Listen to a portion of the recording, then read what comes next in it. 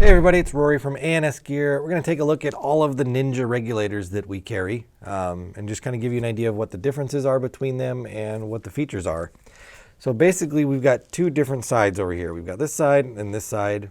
This set of regulators, these five over here being a 3K regulator and these being a 4.5K regulator. So if your tank is a 3K tank, like a steel tank, or an older carbon fiber tank, which is just a 3000 PSI tank, this is the bottle or the regulator you would use for it, the 3K regulator.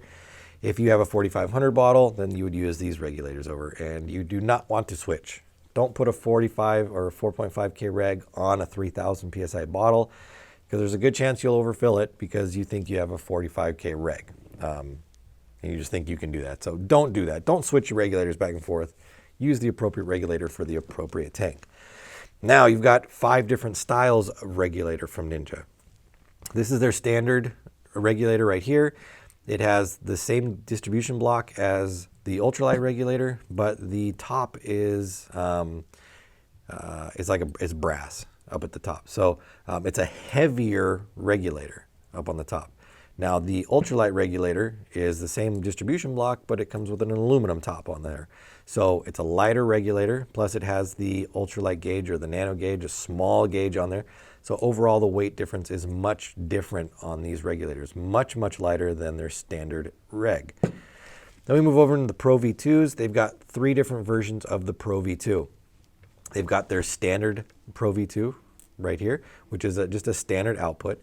The output on these is preset typically about 800 to 850 PSI. That's adjustable between about 400, 450 up to 800, 850, depending on how many shims you have inside there.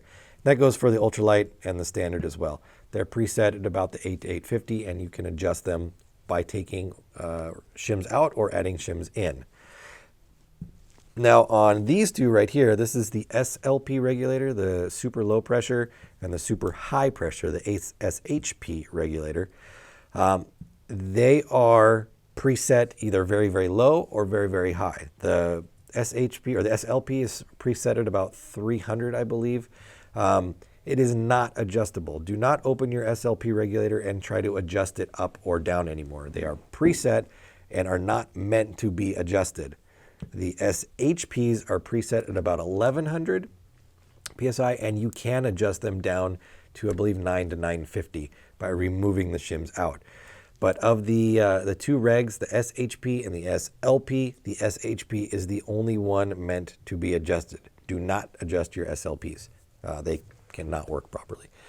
Then we move over to this side, and it's the same exact regulator setup, except it's on the 4.5 side. So standard output 800, 850 on the standard regulator, the heavier one, and then the ultralight version, same initial output.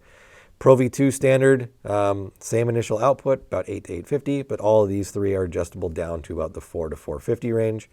Then you've got these 2 over here. You've got a Pro V2 SLP, Pro V2 SHP.